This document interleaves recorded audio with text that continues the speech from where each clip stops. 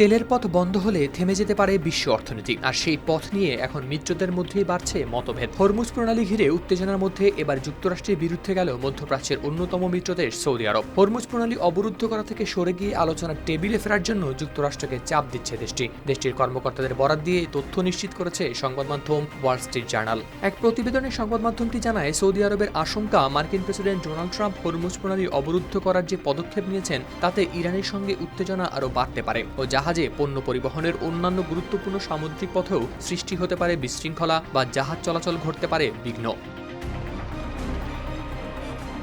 গেল 28 ফেব্রুয়ারি ইরানের উপর যুক্তরাষ্ট্র ও ইসরায়েল যৌথভাবে হামলা শুরু করলে তেহরানও শুরু করে পাল্টা জবাব। এরপর থেকে হরমুজ প্রণালী কার্যত বন্ধ করে রেখেছে ইরান। পরবর্তীতে পাকিস্তানের ইসলামাবাদে দুই দেশের উচ্চ পর্যায়ের প্রতিনিধি দলের মধ্যে বৈঠক হলেও আসেনি সমাধান, ফলে বন্ধই থেকে যায় হরমুজ প্রণালী। এর জবাবে হরমুজ প্রণালী খুলে দিতে বাধ্য করতে ট্রাম্প ইরানের বন্দরগুলোর উপর অবরোধ আরোপের ঘোষণা করেন। গতকাল সোমবার থেকে শুরু হয়েছে ট্রাম্পের সেই অবরোধ।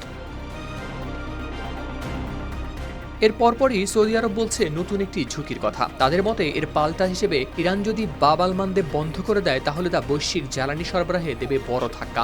কারণ সৌদি আরবের তেল পরিবহনের জন্য অত্যন্ত গুরুত্বপূর্ণ সংকীর্ণ এই পথ। সব মিলিয়ে শুধু একটি জলপথ নয়, দুটি গুরুত্বপূর্ণ রুটই এখন ঝুঁকিতে, আর সেই ঝুঁকি বাড়িয়ে দিচ্ছে পুরো অঞ্চলের অনিশ্চয়তা।